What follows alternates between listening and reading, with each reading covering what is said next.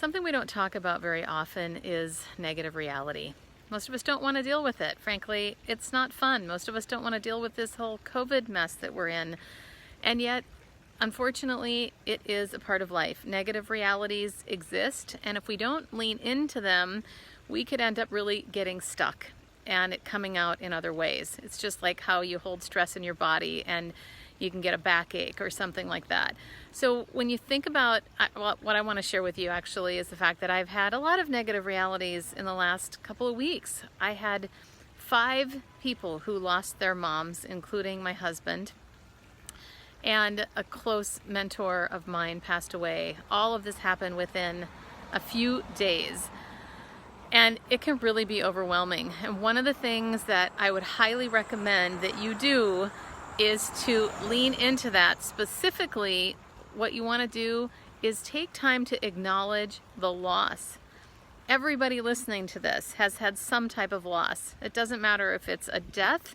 I mean, obviously that matters, but I'm saying that I don't want to minimize any losses. It could just be something like us. Could be big like a job as well. It could be any loss that you have had. Leaning into that so that you can take a moment, acknowledge that it happened, and then grieve that loss. And the way that you want to grieve is by talking with people about it. First, you've got to acknowledge it, but bring it into relationship. We were created for connection and relationship. And if you do that, that will help to ground you. It will also help to create a sense of the reality, but mostly it'll be a sense of comfort. And we need comfort. And by the way, asking for our needs, you all know this, it's hard to ask for what you need. I took a long time getting to the place where I could actually identify that I even had a need, because I didn't grow up thinking that I had needs, but then identifying it and asking someone to meet a need, that takes a lot of courage and strength. So I would look at what are the losses you've had, maybe pick 1 or 2 right now, write those down, acknowledge those, bring it into relationship with someone that you trust that's safe.